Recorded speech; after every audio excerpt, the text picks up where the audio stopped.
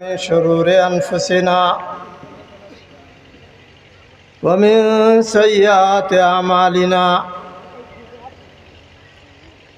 من يهده الله فلا مضل له ومن يضلل فلا هادي له وأشهد أن لا إله إلا الله وحده لا شريك له وأشهد أن محمدًا عبده ورسوله يا أيها الذين آمنوا اتقوا الله حق تقاته ولا تموتن إلا وأنتم مسلمون يا أيها الناس اتقوا ربكم الذي خلقكم من نفس واحدة وخلق منها زوجها وبث منهما رجالا كثيرا ونساء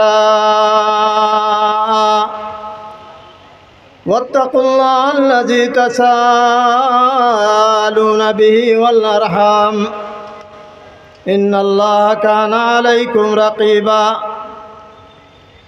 يا أيها الذين آمنوا اتقوا الله وقولوا قولا سديدا يصلح لكم أعمالكم ويغفر لكم ذنوبكم ومن يطع الله ورسوله فقد فاز فوزا عظيما أما بعد فإن خير الحديث كتاب الله وخير الهدي هدي محمد صلى الله عليه وسلم وشر الأمور محدثاتها وكل محدثة بدعة وكل بدعة ضلالة وكل ضلالة في النار. أعوذ بالله من الشيطان الرجيم. بسم الله الرحمن الرحيم.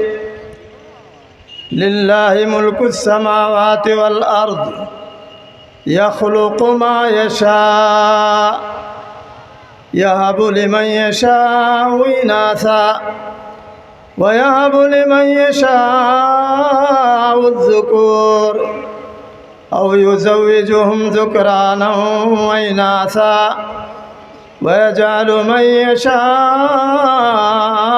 عقيما إنه عليم قدير. رب اشرح لي صدري ويسر لي أمري واحلل عقدة من لساني يفقهوا قولي. رب زدني علما. سبحانك لا علم لنا إلا ما علمتنا إنك أنت العليم الحكيم. میں بلبل نالا ہوں گلزار محمد کا.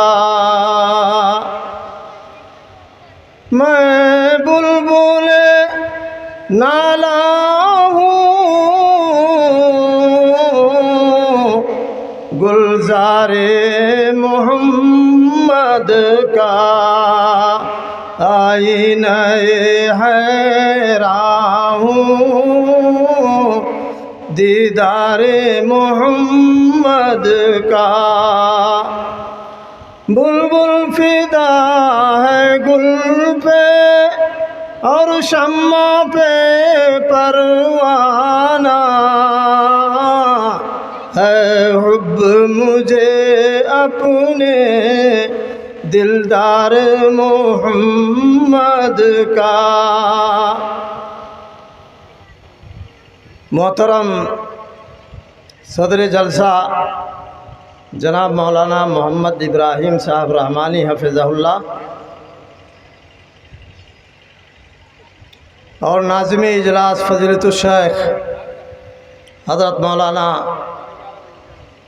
عبدالرحیم صاحب امینی حفظہ اللہ تعالی اور اسٹیج پر جلوہ افروز ہمارے دیگر معزز علماء کرام اور آج کے اس جلسے میں شریک ہمارے اسلامی بھائیوں، اسلامی نوجوانوں، اسلامی بچوں، خواتین ملت اسلامیہ، میری مائیں اور بہنیں، آج کا آپ کا یہ اجلاس خوبصورت اجلاس ہے اور واقعی نفع بخش اس وقت ہوگا جب آپ کی نیتیں خالص اور صاف ہوں گی۔ آپ مسلمانوں کو یہ معلوم ہونا چاہیے کہ اسلام میں ہر عمل اللہ رب العالمین کے ہاں قابل قبول اس وقت ہوگا جب آپ اس عمل کو، اس کام کو خالص نیت سے اللہ کی رضا کے لیے، اللہ کی خوشنودی کے لیے کریں گے۔ تب قربانی آ رہی ہے، عید الاضحیٰ کے موقع پر آپ حضرات بہت قیمتی بکرے خریدتے ہیں، قربانیاں کرتے ہیں، لیکن بہت کم ایسے لوگ ہوں گے جن کی زبانوں سے یہ نکلتا ہو کہ اللہ کا حکم ہے، اللہ نے حکم دیا ہے، ہمارے نبی جناب محمد رسول اللہ صلی اللہ علیہ وسلم نے قربانی کرنے کا حکم دیا ہے، آپ نے خود قربانیاں کی ہیں اس لیے ہم کر رہے ہیں۔ نہیں، یہ سننے کے لیے کان ترس جاتے ہیں۔ ابھی تو بہت زیادہ عمر نہیں ہوئی ہے، لیکن بہرحال میں نے تو بہت کم سنا لوگوں سے، قربانی نہیں کریں گے، لڑکوے منہ تکی ہیں، قربانی نہیں کریں گے تو کیا لوگوں کو منہ دکھائیں گے۔ یہی ساری چیزیں ہیں، دکھاوا، نمائش، ریاکاری۔ آج یہی حالت جلسوں کی ہو گئی ہے۔ جلسے بھی جو کرائے جاتے ہیں، اگر جلسوں کے بعد ناظم صاحب جو مدرسے کے ناظم ہیں، یا صدر صاحب یا گاؤں کے نوجوان اگر سدھر جائیں، نمازی بن جائیں، پرہیزگار بن جائیں، اللہ سے ڈرنے والے بن جائیں، تب تو جلسہ بہت کامیاب ہوگا۔ لیکن ابھی دیکھیں گے آخر میں تقریر مولانا جرجی صاحب کی ہوئی اور سن کر کے گئے، فجر میں سو رہے، فجر میں سو گئے، فجر کی فکر کسی کو نہیں ہے، تو جلسے سے کیا فائدہ۔ نیتیں صاف رکھو مسلمانوں۔ میں اس وقت اکثر جلسوں میں نیتوں کے حوالے سے ایک واقعہ سنایا کرتا ہوں، اور میں مناسب سمجھتا ہوں کہ واقعہ آپ لوگوں کو یہاں سناؤں۔ ممکن ہے کسی کو اس سے نصیحت مل جائے، کوئی عبرت پکڑ لے۔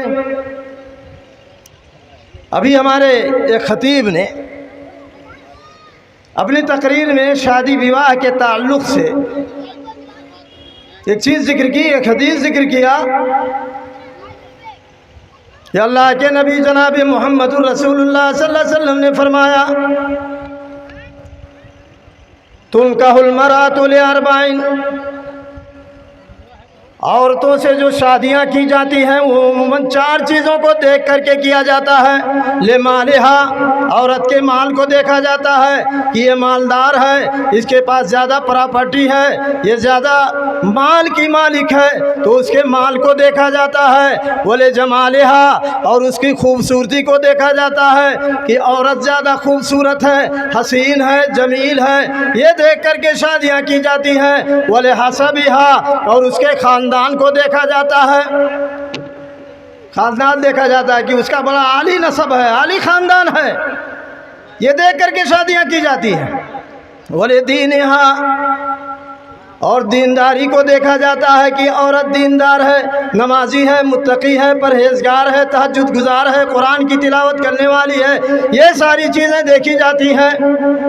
تو ہمارے حبیب جناب محمد رسول اللہ صلی اللہ علیہ وسلم نے فرمایا، فاظفر بذات الدین، نہ مال دیکھو، نہ جمال دیکھو، نہ حسب و نسب دیکھو، نہ خاندان دیکھو، نہ ذات برادری دیکھو، کوئی چیز نہ دیکھ کر کے ہمارے نبی جناب محمد رسول اللہ صلی اللہ علیہ وسلم نے فرمایا فاظفر بذات الدین، جو دیندار عورت ہو، جو خدا ترس عورت ہو، جو اللہ سے ڈرنے والی ہو، جو نماز و صوم و صلات کی پابند ہو، ایسی عورت سے تم شادی کو ترجیح دو، اسی سے شادی کرو۔ فاظفر بذات الدین تربت یداک۔ ہماری حالت تو کچھ اور ہی ہے۔ اگر ٹائم ملا انشاءاللہ کچھ باتیں اس تعلق سے میں ذکر کروں گا۔ تو میں نے کہا کہ ایک واقعہ میں سنا رہا ہوں نیت کے تعلق سے، دینداری کے تعلق سے۔ وہ واقعہ ہے نجم الدین ایوب کا۔ تکریت جو عراق کے اندر پایا جاتا ہے۔ نجم الدین ایوب تکریت کا رہنے والا شاہی خاندان کا تھا، شاہی گھرانے سے تعلق رکھتا تھا۔ اس کا بڑا بھائی اسد الدین شیرہ کوہ تھا۔ نجم الدین جب بڑا ہو گیا، اس کی عمر جب بڑھنے لگی، تو اسد الدین شیرہ کوہ نے کہا کہ اے میرے بھائی، میں چاہتا ہوں کہ تمہاری شادی کر دوں، تمہاری شادی نہیں ہوئی ہے، تمہاری شادی کر دوں۔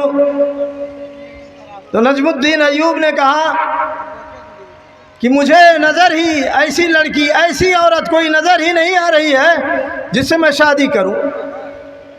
اسد الدین شیرہ کوہ نے کہا کہ اے میرے بھائی دیکھو، اس وقت کا بادشاہ جو سلطان سلجوقی ہے اس کی بیٹی ہے، اور اس کا جو وزیر ہے اس کے پاس بھی بیٹی ہے۔ اگر تم اجازت دو، اگر تم حامی بھرو، اگر تم کہو تو میں ان دونوں سے بات کرتا ہوں، یا ان میں سے کسی سے بات کر کے تمہاری شادی پکی کر دیتا ہوں۔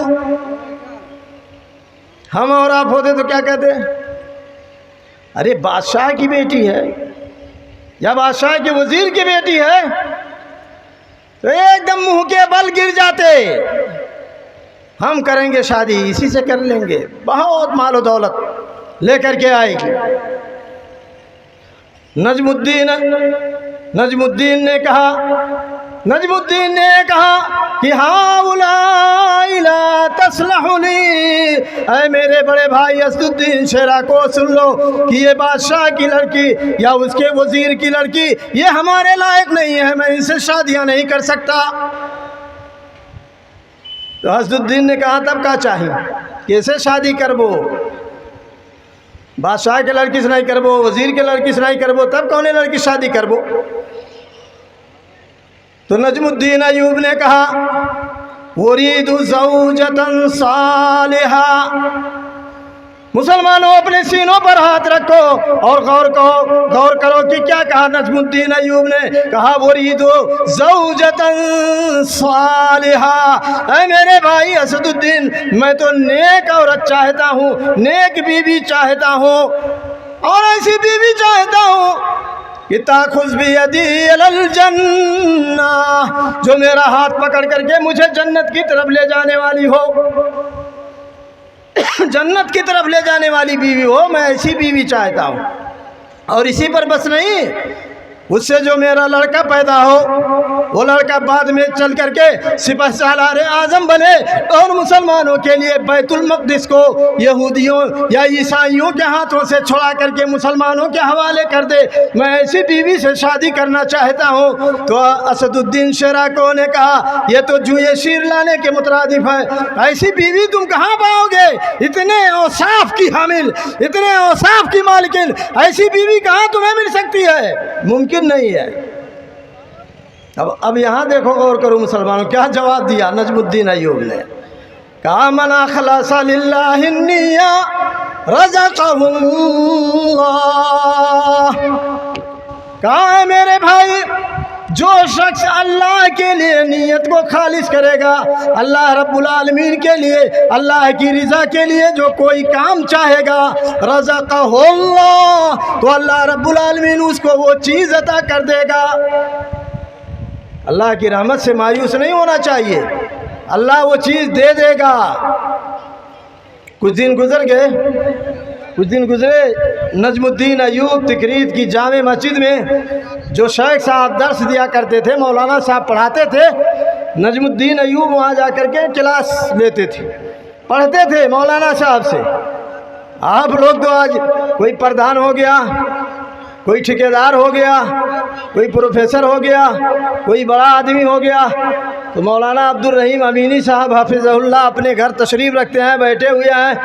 कोई आदमी ये नहीं सोचता कि चल करके थोड़ा सा 2 मिनट मौलाना के पास बैठे कुछ इल्म दीन हासिल करें, ऐसा नहीं है। वो नजमुद्दीन जो शाही खानदान का था, शाही घराने का था, वो तकरीर की जामे मस्जिद में जा कर के मौलाना साहब से क्लास लेता था और दर्स हासिल किया करता था। वो सिखाते थे, पढ़ाते थे। नजमुद्दीन अयूब गया उसी जामे मस्जिद में बैठा हुआ सुन रहा है, मौलाना साहब लेक्चर दे रहे हैं। नजमुद्दीन अयूब और दूसरे जो मौलाना के शागिर्द से सब सुन रहे हैं। इतने ही देर में पर्दे के आड़ से, मस्जिद के एक कोने से, पर्दे के आड़ से एक निस्वानी आवाज़ आती है कि मौलाना साहब मेरी बात सुन लीजिए। लड़की की आवाज़ थी, पर्दे के आड़ से। मौलाना साहब ने अपने शागिर्दों से कहा, भाई 2 मिनट रुको, मैं आ रहा हूँ। मौलाना साहब वहाँ पहुँच गए और वहाँ पहुँचते ही लड़की को डांटने लगे, फटकारने लगे कि ये लड़की, मैंने तेरे पास ऐसा खूबसूरत नौजवान भेजा था शादी करने के लिए, तुमने शादी करने से इनकार क्यों कर दिया? तुमने उससे शादी क्यों नहीं करना चाहा? तो लड़की ने बहुत नरम अंदाज में कहा, मौलाना साहब लड़का बड़ा अच्छा है, ठीक है, उसके अंदर दीनदारी है, वो मैं उस पर कोई ऐब नहीं लगाती हूँ, लेकिन मौलाना साहब सुन लीजिए, मैं ऐसे लड़के से शादी करना चाहती हूँ। वरीदु ज़ौजन सालिहा, मैं नेक शौहर चाहती हूँ, नेक खामिंद चाहती हूँ, मैं नेक और दीनदार अपना शौहर चाहती हूँ, अपना पार्टनर चाहती हूँ। वरीदु ज़ौजन सालिहा, और वही चीज का या खुश बियदी इलल जन्ना, जो शौहर मेरा हाथ पकड़ करके मुझको जन्नत की तरफ ले जाए, जन्नत की तरफ ले जाए, और उससे जो लड़का पैदा हो वो सिपह सालार आजम बने और बैतुल मक़दिस को ईसाइयों के हाथों से छुड़ा करके मुसलमानों के हाथों में सौंप दे। मैं ऐसे लड़के से शादी करना चाहती हूँ। नजमुद्दीन अयूब बैठा हुआ था, कुछ बातें उसके कान में पड़ गई, दौड़ा हुआ अपने उस्ताद के पास गया, कहा, उस्ताद मोहतरम, मैं इससे शादी करना चाहता हूँ। उस्ताद ने कहा, अरे नजमुद्दीन, तुम शाही घराने से ताल्लुक़ रखते हो, अरे तो फला इलाके की, फला जगह की गरीब औरत है, इसके पास कुछ नहीं है, मफलूकुल हाल है, इससे तुम्हारी शादी कैसे हो सकती है? नजमुद्दीन अयूब बढ़ गया, कहा, नहीं, मैं शादी करूंगा तो इसी से करूंगा। मुसलमानों, आज हमारे यहाँ बड़ी मुश्किल ये होगी कि आज गैर मुस्लिमों की तरह से हमारे यहाँ भी जात बिरादरी में शादियों को बांट दिया गया है। खान साहब ने शादी करी है, शेख साहब शेखे की है शादी करी है, अंसारी साहब अंसारिये से शादी करी है, ये बांट दिया गया, बंटवारा हो गया। हालांकि इसका तसव्वुर हमारे इस्लाम में है ही नहीं।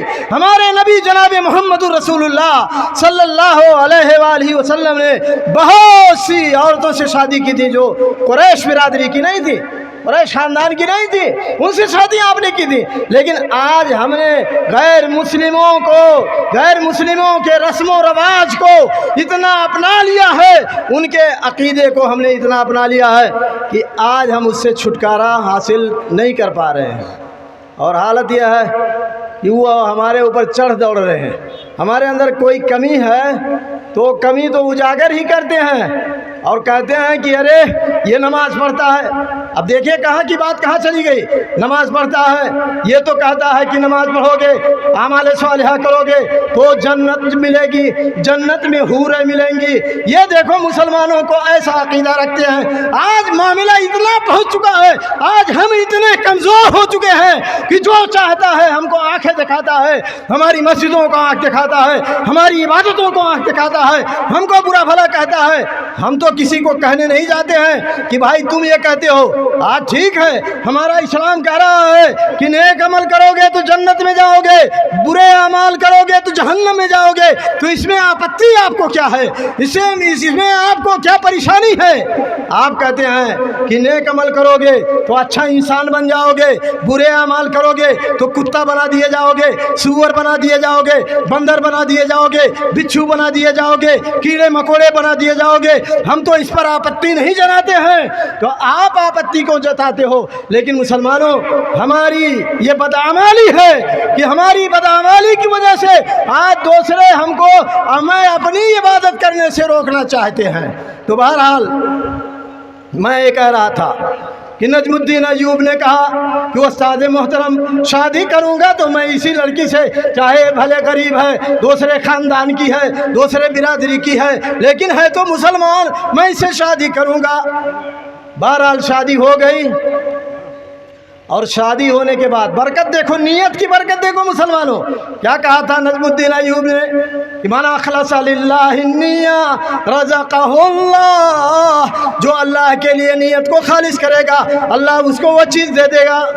تو دیا کہ نہیں دیا؟ سنو، جب شادی ہو گئی، شادی سے بچہ پیدا جو ہوا، وہ بچہ کون بچہ ہے؟ وہ سپہ سالار اعظم بنا، اور پوری دنیا، مسلمان ہی نہیں، پوری دنیا عیسائیت، پوری دنیا یہودیت، پوری دنیا کے لوگ جانتے ہیں کہ اسے سلطان صلاح الدین ایوبی رحمت اللہ علیہ کہا جاتا ہے۔ سلطان صلاح الدین ایوبی رحمت اللہ علیہ اس جوڑے سے پیدا ہوئے۔ تو مسلمانوں، نیت میں بڑی برکت ہوتی ہے، اگر ہم نیت خالص رکھیں تو اس میں برکت ہوگی۔ تو بہرحال میں نے یہ چیز ذکر کر دی۔ میں نے آج کے اس جلسے میں جو آیت کریمہ پڑھی ہے، آیت کریمہ کا معنی مفہوم تو بہت زیادہ ہو جائے گا، ٹائم اتنا نہیں ہے، لیکن میں مختصر آپ حضرات کے سامنے کچھ بیان کروں گا۔ ممکن ہے کہ اللہ تبارک و تعالی ہمیں اور آپ سب کو اس سے فائدہ پہنچائے۔ اللہ رب العالمین نے فرمایا للہ ملک السماوات والارض، اللہ ہی کے لیے آسمانوں اور زمین کی بادشاہت ہے۔ کیا سمجھے آپ؟ اللہ ہی مالک ہے۔ للہ ملک السماوات والارض، اللہ ہی کے لیے آسمانوں اور زمین کی بادشاہت ہے۔ یخلق ما یشاء، اللہ جو چاہتا ہے پیدا کرتا ہے، اللہ جو چاہتا ہے پیدا کرتا ہے۔ اللہ کی چاہت میں کسی کو کوئی اعتراض ہونا نہیں چاہیے، اور نہ اعتراض سے کوئی فائدہ ہے۔ اللہ سب سے بڑا ہے، اللہ سے بڑا کوئی نہیں ہے، اللہ سب سے بڑا ہے۔ اس پر بھی بوال لوگ مچا دیتے ہیں کہ یہ دیکھو، یہ مسلمان لوگوں کو یہ کہتے ہیں اللہ اکبر، اللہ سب سے بڑا ہے۔ ہاں ہاں، اللہ سب سے بڑا ہے، اللہ آسمانوں سے بڑا ہے، اللہ زمینوں سے بڑا ہے، اللہ پوری کائنات سے بڑا ہے، اللہ عرش اعظم سے بڑا ہے، اللہ کرسی سے بڑا ہے، تمام چیزوں سے بڑا اللہ ہے۔ اللہ سے بڑا اور اللہ سے طاقتور کوئی چیز نہیں ہے، اس لیے اللہ جو بھی کرے، جو بھی کہے، اس پر کوئی اعتراض نہیں کیا جا سکتا ہے۔ یخلق ما یشاء، اللہ جو چاہتا ہے پیدا کرتا ہے۔ حالانکہ اللہ رب العالمین اپنی حکمت سے اچھی ہی چیزیں پیدا کرتا ہے، کوئی خراب چیز نہیں پیدا کرتا۔ اللہ اپنی حکمت سے جو کائنات میں فائدہ مند چیزیں ہوں، خاص طور پر انسانوں کو فائدہ پہنچانے والی چیزیں ہوں، اللہ رب العالمین ان چیزوں کو پیدا کرتا ہے۔ یخلق ما یشاء، یہاں ایک چیز آپ سمجھ لیجئے کہ بہت سے ناہنجار ایسے لوگ ہوتے ہیں کہ جب شادی ہو گئی، شادی ہونے کے بعد بہو گھر آئی، بیٹیاں پیدا ہوتی، بیٹیاں ہی پیدا ہو رہی ہیں، تو سارا دوکھ، ساری غلطی کس کو دے رہے ہیں؟ ارے یہ ایسا نہیں کہ بیٹیاں پیدا کرے تھی، آخر اس کی کیا غلطی ہے؟ اس میں بیٹا بیٹی دینے والا کوئی اور نہیں ہے اللہ کے سوا۔ نہ اس میں مرد کا کوئی ہاتھ ہے نہ عورت کا کوئی ہاتھ ہے، نہ عورت کچھ کر سکتی ہے نہ مرد کچھ کر سکتا ہے۔ اللہ نے فرمایا یخلق ما یشاء یہب لمن یشاء اناثا، اللہ جس کو چاہتا ہے بیٹیاں دیتا ہے۔ بیٹیاں کے پیدائش سے منہ پھلاوا والے سن لو، اللہ نے فرمایا یہب لمن یشاء اناثا، اللہ جس کو چاہتا ہے بیٹیاں دیتا ہے۔ اللہ کو پتا تھا کہ دنیا والے یہ چاہتے ہیں کہ بیٹا بیٹا پیدا ہو، تو اللہ رب العالمین نے یہاں تھپڑ مار دیا، کہا تمہاری چاہت نہیں چلے گی، تمہارا چاہنا نہیں چلے گا، بلکہ اللہ کی چاہت چلے گی، اللہ کی مشیت چلے گی۔ تو اللہ رب العالمین نے پہلے بیٹیوں کا ذکر کیا، یہب لمن یشاء اناثا ویہب لمن یشاء الذکور، اور اللہ جس کو چاہتا ہے بیٹے دیتا ہے، او یزوجہم ذکرانا واناثا، اللہ جن کو چاہتا ہے بیٹے اور بیٹیاں دونوں دیتا ہے، ویجعل من یشاء عقیما، اور اللہ جن کو چاہتا ہے بانجھ بنا دیتا ہے۔ تو یہاں ایک چیز اور نوٹ کر لیجئے آپ لوگ، یہ سب کچھ اللہ کرتا ہے، بیٹا دینا بیٹی دینا، بیٹا بیٹی دونوں دینا، یا بانجھ بنا دینا کچھ نہ دینا، یہ سب اللہ کے ہاتھ میں ہے۔ اور یہاں ایک چیز نوٹ فرما لیجئے، چاہے جتنے بابا کے پاس ہماری مائیں اور بہنیں چلی جائیں، آج تو حالت یہ ہے نا، یا اگر شادی ہو گئی ہے سال 2 سال 3 سال 4 سال، اگر بچے کی پیدائش نہیں ہوئی تو یہ دوڑی ہوئی پتہ نہیں کس آستانے پر چلی جاتی ہیں، مزاروں پر چلی جاتی ہیں، درگاہوں پر چلی جاتی ہیں، باباؤں کے پاس چلی جاتی ہیں کہ فلاں بابا ہم کو کچھ دیں گے۔ حالانکہ حقیقت یہ ہے کہ کوئی بابا دائی دینے والی نہیں ہے، کوئی کچھ نہیں دے سکتا، دینے والا صرف اللہ ہے۔ یخلق ما یشاء یہب لمن یشاء اناثا ویہب لمن یشاء الذکور او یزوجہم ذکرانا واناثا۔ مسلمانوں، اللہ رب العالمین نے بیٹیوں کی پیدائش کا ذکر پہلے کیا۔ اس کا کیا مطلب آپ سمجھے؟ اس کا مطلب یہ کہ بیٹیوں کی پیدائش پہ اللہ زیادہ خوش ہوتا ہے۔ یہ بیٹیاں ہمارے لیے رحمت ہیں۔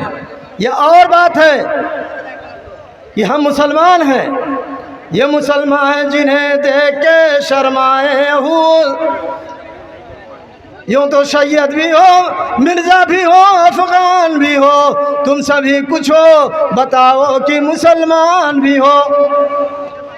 اے مسلمانوں، آج تمہاری یہ حالت ہو گئی ہے کہ اگر بیٹیاں پیدا ہو جاتی ہیں تو اسی وقت سے جب سے دھرتی گرتی ہے، جب سے بیٹی پیدا ہوتی ہے، باپ مخمصے میں پڑ جاتا ہے۔ باپ سوچنے لگتا ہے اللہ یہ بیٹی پیدا ہو گئی، اب میرے پاس 5 لاکھ کہاں سے آئے گا، میرے پاس 10 لاکھ کہاں سے آئے گا، میں اللہ اس بیٹی کی نیز برداری اٹھاؤں، اس کو شکشا دوں، اس کو تعلیم و تربیت سے آراستہ کروں، اور پھر اس کے جہیز کے لیے اتنا تیار کروں۔ اے اللہ کہاں سے ہو پائے گا؟ تو یہی وجہ ہے کہ آج ہم اور آپ پریشان ہو جاتے ہیں بیٹیوں کی پیدائش سے، حالانکہ ہمارے نبی جناب محمد رسول اللہ صلی اللہ علیہ وسلم نے بیٹیوں کی بڑی فضیلت بیان کی ہے۔ بیٹیوں کی فضیلت بخاری مسلم کی حدیث ہے۔ بخاری مسلم کی حدیث میں اللہ کے نبی جناب محمد رسول اللہ صلی اللہ علیہ وسلم کی چہیتی بیوی اما عائشہ صدیقہ رضی اللہ تعالیٰ عنہ بیان فرماتی ہیں۔ اما عائشہ کہتی ہیں کہ ایک عورت آئی مانگنے کے لیے، ایک سائلہ عورت آئی جو بھیک مانگ رہی تھی۔ وَمَعَهَا ابْنَتَانِ لَهَا، اس کے ساتھ اس کی 2 بیٹیاں تھیں۔ وہ عورت آئی، اما عائشہ سے کہا اما جان میں بہت دنوں سے بھوکی ہوں، میرے پاس کھانے کی کوئی چیز نہیں ہے، میری یہ 2 بیٹیاں بھی بھوکی ہیں، آپ کچھ عنایت کر دیں، کچھ دے دیں، کھانا دے دیں۔ اما عائشہ صدیقہ رضی اللہ تعالیٰ عنہ تلاشنے لگی، اپنے گھر کے اندر گئی، کس کا گھر تھا مسلمانوں؟ کسی عام انسان کا گھر نہیں تھا، وہ گھر تھا تاجدار مدینہ، سرور کائنات سید الکونین جناب محمد رسول اللہ صلی اللہ علیہ وسلم کا۔ اس گھر میں وہ گئی اور تلاش کیا، تلاش بسیار کے بعد انہیں ایک کھجور ملا، ایک کھجور، گھر بھر تلاش کیا ایک کھجور۔ آج تو مسلمانوں ہمارے گھر ایک دم غلے سے بھرے ہوئے ہیں، ہمارے گودام بھرے ہوئے ہیں، بینک بیلنس ہے، ہمارے پاس پراپرٹی ہے، جائیداد ہے، سب چیزیں میسر ہیں، لیکن اللہ کے نبی جناب محمد رسول اللہ صلی اللہ علیہ وسلم کا گھر، اس کے اندر ایک کھجور ملا۔ اما عائشہ صدیقہ رضی اللہ تعالیٰ عنہا لے کر کے کھجور آئی، ایک کھجور دے دیا اس عورت کو، اس عورت نے کھجور کے 2 ٹکڑے کیے اور کھجور کو پھاڑ کر کے ایک ٹکڑا ایک بچی کو دے دیا، دوسرا ٹکڑا دوسری بچی کو دے دیا، اور دینے کے بعد اپنا کچھ نہیں کھایا، خود نہیں کھایا، حالانکہ وہ بھی بھوکی تھی، نہیں کھائی۔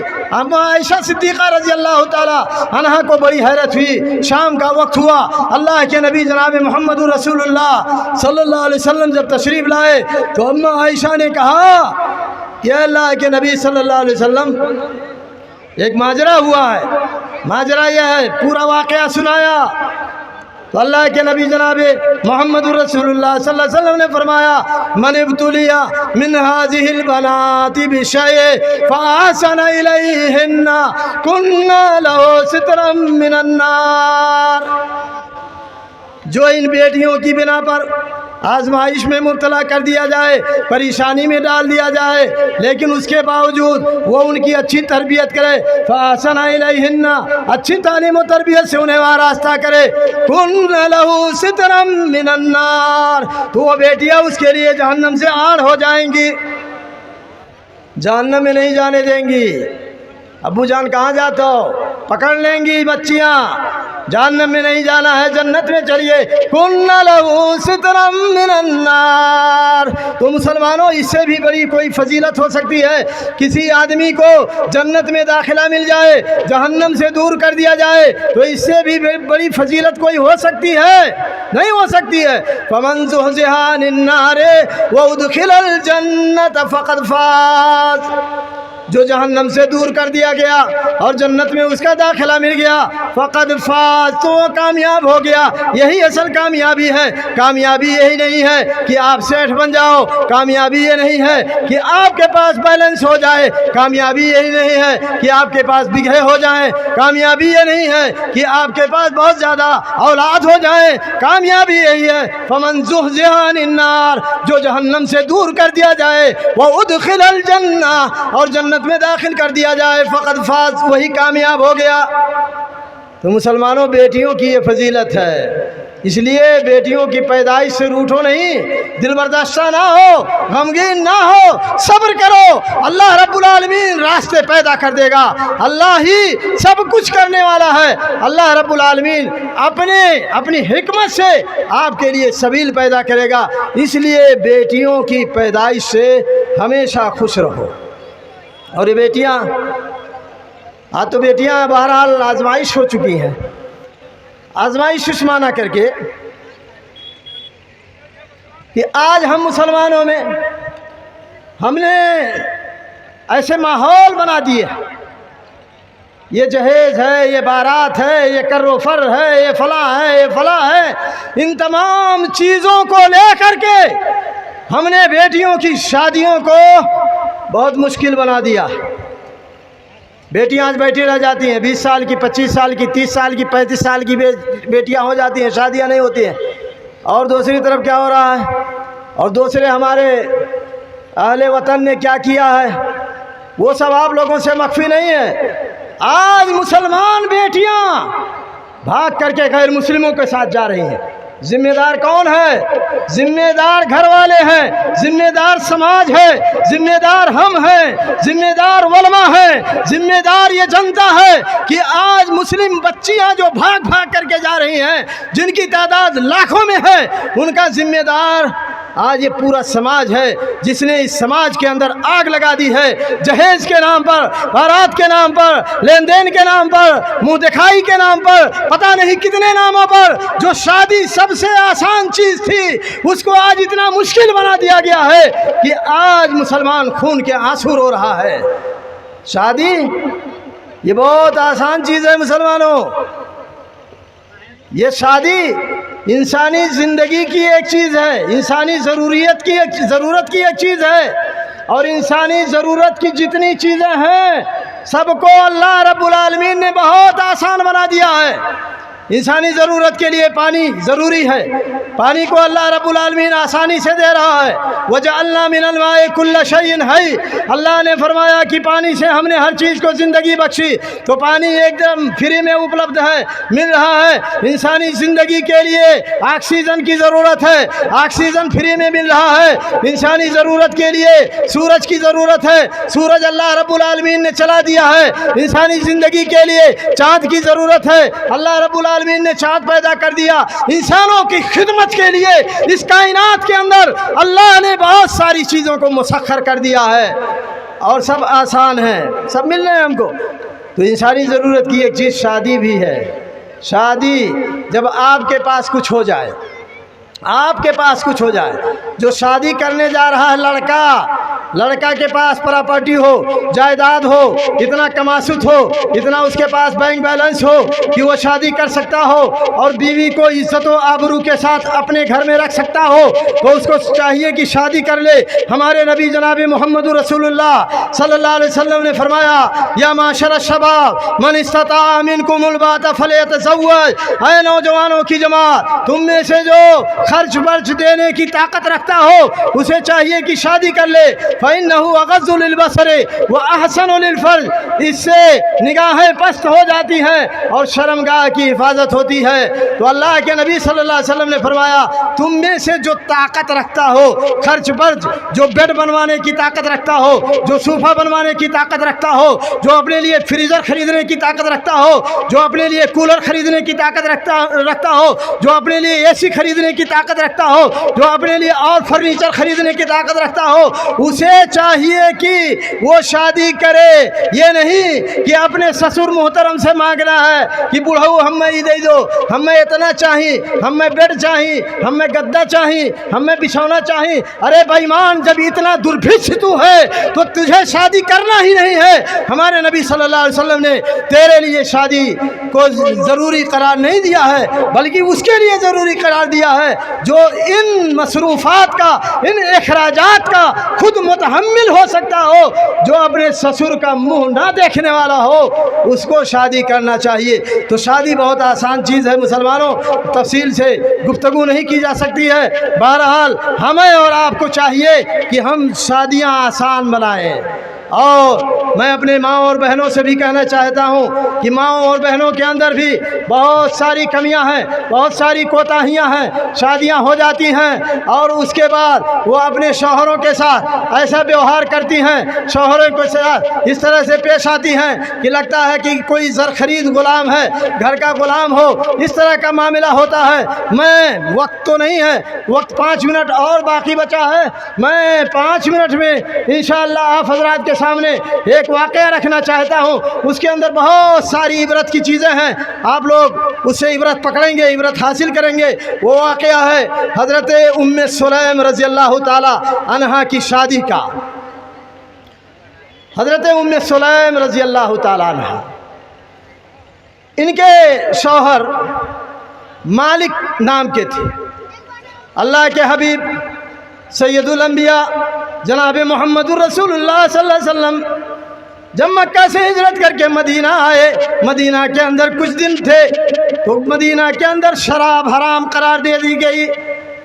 شراب، دارو یہ حرام ہے ہماری شریعت میں، اور یہ بیک وقت حرام نہیں کی گئی بلکہ بتدریج اس کو حرام کیا گیا۔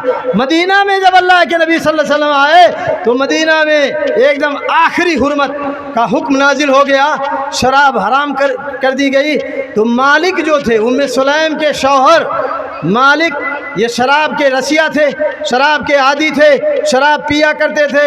انہوں نے کہا وہ دیکھو وہ دیکھو وہ دیکھو محمد الرسول اللہ کو، انہوں نے تو شراب کو حرام قرار دیا اور بغیر شراب پیے ہوئے اب ہماری زندگی نہیں کٹ سکتی ہے۔ وہ مدینہ چھوڑ کر کے ملک شام بھاگ گئے۔ ملک شام جب گئے تو وہیں مرور گئے، ان کا کوئی عطا پتہ نہیں۔ ادھر ام سلیم رضی اللہ تعالیٰ عنہ بیوہ ہو گئی، اور ام سلیم رضی اللہ تعالیٰ عنہ بہت مالدار تھی، بہت حسین و جمیل تھی، بہت خوبصورت تھی، بہت اخلاق والی تھی، بہت اخلاق عالیہ کی وہ ایک دم اخلاق عالیہ پر فائز تھی۔ حضرت ام سلیم رضی اللہ تعالیٰ عنہ ہر آدمی چاہتا تھا کہ ان سے شادی کر لے۔ ایک دفعہ حضرت ابو طلحہ انصاری رضی اللہ تعالیٰ عنہ پہنچ گئے۔ حضرت ابو طلحہ انصاری رضی اللہ تعالیٰ عنہ نے اپنی خواہش ظاہر کر دی، کہا ام سلیم میں تجھ سے شادی کرنا چاہتا ہوں۔ ام سلیم خاموش ہو گئی اور کہا ماں مثلک یرد یا ابا طلحہ، اے ابو طلحہ تم تو اتنے اچھے آدمی ہو، اتنے اخلاق والے ہو، اتنے بڑے کردار والے ہو کہ تم جیسا انسان اگر شادی کے لیے پیغام دے تو تم جیسا انسان لوٹایا نہیں جا سکتا ہے۔ لیکن پہ اب رک جاؤ مسلمانوں، ہمارا اسلام کیا کہتا ہے؟ ہمارا اسلام یہ کہتا ہے وَلَا تَنْكِحُوا الْمُشْرِكَاتِ حَتَّى يُؤْمِنَّ وَلَأَمَةٌ مُّؤْمِنَةٌ خَيْرٌ مِّن مُّشْرِكَةٍ وَلَوْ أَعْجَبَتْكُمْ وَلَا تُنْكِحُوا الْمُشْرِكِينَ حَتَّى يُؤْمِنُوا وَلَعَبْدٌ مُّؤْمِنٌ خَيْرٌ مِّن مُّشْرِكٍ وَلَوْ أَعْجَبَكُمْ أُولَٰئِكَ يَدْعُونَ إِلَى النَّارِ وَاللَّهُ يَدْعُو إِلَى الْجَنَّةِ۔ اللہ رب العالمین نے فرمایا کہ مشرک لڑکی سے شادی نہ کرو، مشرک لڑکی سے، جو کافر لڑکی ہو، اسلام کو ماننے والی نہ ہو، اس سے شادی نہیں کر سکتے ہو۔ اس سے بڑھیا یہ ہے کہ کسی بادی سے شادی کر لو جو مسلمان ہو، اگرچہ وہ مشرکہ، اگرچہ وہ کافرہ، اگرچہ وہ غیر مسلمہ تم کو بہت پسند آئے، بہت بھائے، لیکن اس سے شادی نہیں کر سکتے ہو۔ نہ لڑکے کی شادی اس سے کی جا سکتی ہے اور نہ لڑکی کی شادی کی جا سکتی۔ بہرحال ہماری شریعت نے منع کیا، اب یہ حکم موجود تھا۔ ام سلیم نے فرمایا ماں مثلک یرد، تم جیسا انسان رد نہیں کیا جا سکتا ہے، لیکن دیکھو تم کافر ہو، دیکھو تم کافر ہو اور میں مسلمان ہوں، ایک مومنہ کی شادی ایک کافر سے نہیں ہو سکتی۔ تو ابو طلحہ نے کہا ارے یہ بات نہیں ہوئی، بات یہ ہوگی کہ تم کو لال پیلا کر دیا جائے۔ ام سلیم نے کہا لال پیلا سے کیا مراد ہے؟ کہا تم یہ چاہتی ہو کہ تم کو سونے سے لاد دیا جائے، سونے سے تول دیا جائے، چاندی سے تول دیا جائے، تم سونا چاندی چاہتی ہو مہر کے اندر؟ کہا نہیں اے ابو طلحہ یہ بات نہیں ہے، میں تم سے ایک پھوٹی کوڑی نہیں لوں گی، اگر تم مسلمان ہو جاؤ تو تمہارا اسلام لانا وہی میرا مہر ہو جائے گا، میں تم سے شادی کر لوں گی، لیکن تم پہلے اسلام لے آؤ۔ تو ابو طلحہ نے کہا کہ آخر کون اس پر گارنٹی دینے والا ہے؟ کہا ہوا رسول اللہ صلی اللہ علیہ وسلم، چلو چلو اللہ کے نبی جناب محمد رسول اللہ صلی اللہ علیہ وسلم کے پاس چلتے ہیں۔ ام سلیم ابو طلحہ کو لے کر کے گئی۔ اللہ کے نبی صلی اللہ علیہ وسلم اپنے صحابہ کرام کے جھرمٹ میں بیٹھے ہوئے تھے۔ اللہ کے نبی صلی اللہ علیہ وسلم نے ابو طلحہ کو آتے ہوئے دیکھا تو کہا جاکم ابو طلحہ، اے لوگ ہیں میرے ساتھیوں، دیکھو ابو طلحہ آ رہے ہیں، وغرۃ الایمان بین عینی، ایمان کی چمک میں ان کی آنکھوں میں دیکھ رہا ہوں، آنکھوں میں محسوس کر رہا ہوں۔ بہرحال ابو طلحہ گئے، کلمہ پڑھا، کلمہ پڑھ کر کے مسلمان ہو گئے۔ وہیں پر ام سلیم سے ابو طلحہ کی شادی اللہ کے نبی جناب محمد رسول اللہ صلی اللہ علیہ وسلم نے کرا دی، اور مہر میں وہی اسلام لانا مہر واقع ہوا مسلمانوں، اور کوئی چیز مہر میں نہیں دی گئی۔ بہرحال دونوں جوڑے اب خوشی خوشی رہنے لگے۔ ایک بیٹا پیدا ہوا، بیٹا پیدا ہوا۔ ابو طلحہ بہت محبت کرتے تھے بیٹے سے۔ ابو طلحہ کا یہ معمول تھا کہ ہر صبح کے وقت اللہ کے نبی جناب محمد رسول اللہ صلی اللہ علیہ وسلم کے پاس چلے جاتے تھے، فجر کی نماز ادا کرتے تھے، اور جب جب 10 وغیرہ بجتا تھا تو اب آ کر کے اللہ کے نبی صلی اللہ علیہ وسلم کے پاس سے واپس آتے تھے، اپنے گھر ظہر کی نماز پڑھتے تھے اور کھانا کھاتے تھے، قیلولہ کرتے تھے، عصر سے پہلے پھر اللہ کے نبی صلی اللہ علیہ وسلم کی خدمت میں چلے جاتے تھے۔ یہی معمول تھا حضرت ابو طلحہ انصاری کا۔ ابو طلحہ انصاری رضی اللہ تعالیٰ عنہ اس بیٹے سے بہت محبت کرتے تھے، بہت لاڈ کرتے تھے، بہت پیار کرتے تھے۔ وہ بیٹا بیمار ہو گیا، برابر خیریت پوچھتے رہے کہ بیٹا کیسا ہے، بیٹا کیسا ہے۔ ایک دن ایسا ہوا کہ بیٹے کا انتقال ہو گیا، بیٹا مر گیا۔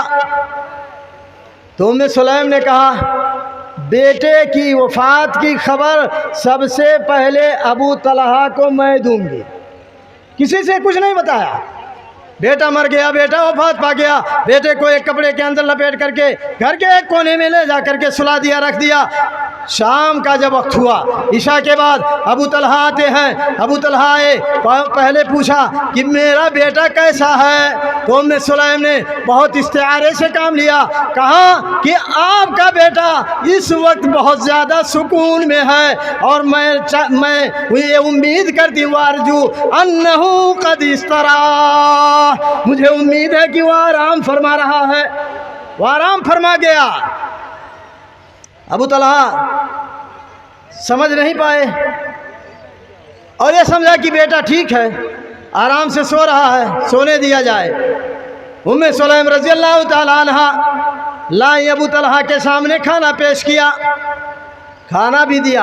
ابو طلحہ کے اور ساتھی آئے تھے، سب کو کھلایا۔ کھانا کھا کر کے جب فارغ ہو گئے تو سب لوگ گھر چلے گئے، ابو طلحہ باقی بچے۔ ابو طلحہ گئے بستر پر لیٹ گئے، ام سلیم گئی اور گھر کے اندر اپنا بناؤ سنگار کیا۔ اللہ اکبر! آج میری مائیں اور بہنیں کہیں گی وہ کیسی عورت تھی؟ وہی تو عورت تھی، وہی اسلامی عورت تھی، اسی کا عقیدہ پختہ تھا، وہی دیندار تھی، وہی اللہ والی خاتون تھی۔ وہ یہ نہیں چاہتی تھی کہ آدھی رات کو شوہر سے ایسی بات کہہ دی جائے کہ شوہر کی نیند پوری رات کے لیے برباد ہو جائے۔ وہ نہیں یہ چاہتی تھی کہ میرا شوہر بغیر کھانا کھائے سو جائے۔ وہ یہ نہیں چاہتی تھی کہ میرے شوہر کو صبح تک کوئی تکلیف ہو جائے۔ اس لیے ام سلیم نے ابو طلحہ سے سب کچھ چھپا لیا، اور جب وہ سو گئے، اپنے بستر پر لیٹ گئے، تو یہ گئی اپنا بناؤ سنگار کیا۔ سب سے ضروری ہے عورتوں کو چاہیے، عورتیں آج بازار میں جانا ہو، فنکشن میں جانا ہو، جلسے میں جانا ہو تو کریم ہے، پاؤڈر ہے، غازہ ہے، فلاں چیز ہے، تمام یہ ایک دم خوبصورت بن کر کے ایسے فنکشنوں میں آئیں گی، اور جب شوہر کے سامنے پیش ہونا ہو تو ویسے ایک دم لگے گا کہ نہائی بھی نہیں کی ہے ایک ہفتہ، ایسے رہیں گی۔ ایسا نہیں رہنا چاہیے۔ شوہر کے سامنے بناؤ سنگار کر کے آپ پیش ہوئیے، اپنے آپ کو پیش کیجیے۔ تو ام سلیم گئی اور بنی سوری اور گئی، ابو طلحہ کی خدمت کیا۔ ابو طلحہ نے خوشبو محسوس کیا اور وہ سمبند ہو گیا، وہ کام ہو گیا جو ایک میاں بیوی کے درمیان ہوتا ہے۔ جب تیسرا پہر ہوا، رات کا تیسرا پہر، ام سلیم اٹھی اور کہا اے میرے شوہر نامدار ابو طلحہ، اگر یہ بتاؤ کہ اگر کوئی شخص کوئی چیز عاریتاً کسی کے پاس رکھ دے لیکن پھر بعد میں اس چیز کو مانگے تو جس کے پاس وہ عاریتاً چیز رکھی ہوئی ہے کیا اس کو کوئی تکلیف ہونا چاہیے؟ کہا نہیں نہیں، وہ تو اس کی امانت تھی، وہ مانگ رہا ہے تو اس میں تکلیف کی بات کیا ہے؟ تو کہا اے میرے شوہر نامدار، میرا بچہ اللہ رب العالمین نے ہمیں عاریتاً دیا تھا، میرا بچہ وفات پا چکا ہے، اللہ رب العالمین نے اپنی امانت کو واپس لے لیا ہے۔ ابو طلحہ رضی اللہ تعالیٰ عنہ بہت ناراض ہوئے، کہا اے ام سلیم تم نے یہ کیا کر دیا؟ تم نے پہلے کیوں نہیں بتایا؟ اس طرح کا سب معاملہ ہو گیا۔ کہا اس لیے نہیں بتایا تاکہ آپ پریشان نہ ہو، آپ کو تکلیف نہ ہو۔ ابو طلحہ صبح اٹھے، نہا کر کے فوراً اللہ کے نبی صلی اللہ علیہ وسلم کی خدمت میں پہنچے۔ فجر کی نماز کے پڑھنے کے بعد اللہ کے نبی صلی اللہ علیہ وسلم سے ملے اور پورا واقعہ بیان کیا۔ تو اللہ کے نبی صلی اللہ علیہ وسلم نے دعا کیا، بارک اللہ فیکما فی غابر لیلتکما، جو تم میاں بیوی کا کا संबंध रात में वाक़ हुआ है। अल्लाह रब्बुल आलमीन उसे बरकत, उसके अंदर बरकत अता फरमाए। उम्मे सुलैम फिर हमल से हो गई। अल्लाह के नबी सल्लल्लाहु अलैहि वसल्लम को जब पता चला तो अल्लाह के नबी सल्लल्लाहु अलैहि वसल्लम ने फरमाया कि जब ये वजह हमल करेंगी, जब इनका बच्चा पैदा होगा तो सबसे पहले मुझे मेरे पास उस बच्चे को लेकर के आना। बहरहाल इस तरह से बच्चा पैदा हुआ। बच्चे को ले जा करके उम्मे सुलैम के बेटे अनस अल्लाह के नबी सल्लल्लाहु अलैहि वसल्लम की खिदमत में ले गए। अल्लाह के नबी सल्लल्लाहु अलैहि वसल्लम ने खजूर अपने मुंह के अंदर कूचा और उस खजूर को बच्चे के मुंह के अंदर डाल दिया, यानी तहनीक किया, और उसके बाद उनका नाम अब्दुल्ला रखा। तो बहरहाल मेरी माँ और बहनों, इस वाक़े पर गौर करो। इस वाक़े के अंदर बहुत इबरत की चीज़ें हैं, और ख़ास तौर पर इबरत की वो चीज़ है जो उम्मे सुलैम रज़ी अल्लाह ताला अन्हा ने कहा था कि मैं मुसलमान हूँ, तुम काफिर हो। आज ये सुना जा रहा है कि हमारी बेटियाँ, कलमा पढ़ने वाली बेटियाँ, कलमा पढ़ने वालों की बेटियाँ आज गैर मुस्लिमों के साथ भाग रही हैं। उनका ईमान कैसा है? जाहिर है अगर उनके साथ भाग जाओगी और उसी पर तुम्हारा इंतकाल हो गया, मर गई, तो उलाइका यदऊना इलन नार, तुम जहन्नम के अंदर जाओगी, जन्नत में कभी नहीं जा सकती हो। इसलिए मुसलमान औरतों, मेरी माँ और बहनों, मेरी बेटियों, ये इज़्ज़त व आबरू बहुत कीमती चीज़ है। इसको दूसरे के वरगलाने में आकर के अपने नामूस का, अपनी इज़्ज़त का सौदा ना करना। अल्लाह रब्बुल आलमीन से दुआ है कि अल्लाह आलमीन हम तमाम मुसलमानों को नेक अमल करने की तौफ़ीक़ अता फरमा, और हम तमाम लोगों को अपनी शरीयत का पाबंद बना, शरीयत पर चलने की तौफ़ीक़ अता फरमा, शादी विवाह को आसान बना, हम मुसलमानों के अंदर अच्छी समझ अता फरमा। बारे इलाहा मानने के बाद हम तमाम मुसलमानों को तो जन्नतुल फिरदौस के अंदर जगह अता फरमा। अक़ूलु क़ौली हाज़ा अस्तग़फ़िरुल्लाह ली व लकुम व लिसाइरिल मुस्लिमीन फस्तग़फ़िरूहु मिन कुल्लि ज़ंब इन्नहु हुवल गफ़ूरुर रहीम। व सल्लल्लाहु वसल्लम अला नबिय्यिना मुहम्मद व अला आलिहि व सहबिहि अजमईन। वस्सलामु अलैकुम व रहमतुल्लाहि व बरकातुहू।